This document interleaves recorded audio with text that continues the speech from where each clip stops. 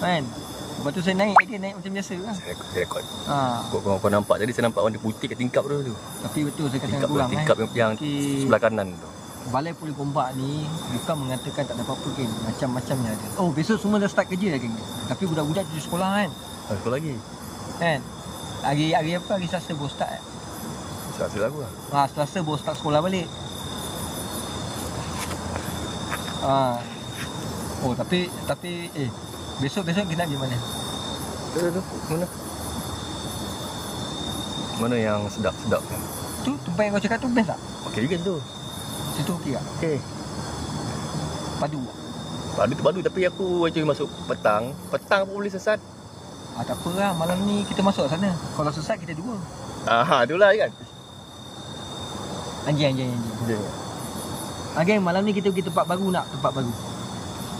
Come guys, tapping guys. Tapping kita masuk. Okey dah masuk tapping dah. Aku tapping ni baru masuk. Tadi tapping tak masuk tadi. Tempat baru geng Geng, tapping geng akak-akak babang. Tapping geng boleh tak? Tapping geng. Sekejap mana si Zul ni yang mana belum follow Zul, belum follow geng ni Zul geng. Zul. Mute aku. Teruskan tetes screen geng, boleh tak kakak babang? Teruskan tetes screen. Come on guys. Teruskan tetes screen geng, boleh tak? Geng, saya start ukur je Sama aku aku pancar ke rumah tu. Nampak macam rumah tu dia macam ada kelibat putih ni. Okay, geng, saya kain. Tapi tahu lah aku tunggu juga ni. Boleh geng, boleh tak bantu saya tetes screen geng? Tetes screen yang ramai. Come on guys. Tetes screen yang kakak babang. Boleh tak? Alhamdulillah Kak Sofia lagi ke? Kak Sofia dah tidur ke apa ni?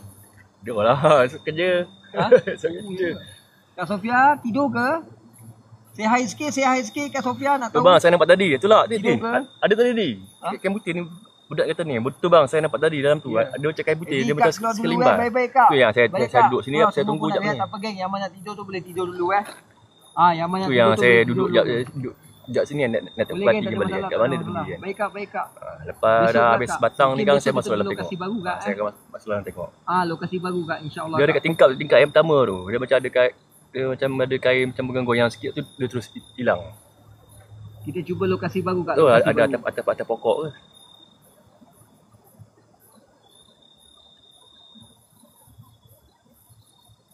Kita cuba geng Baik.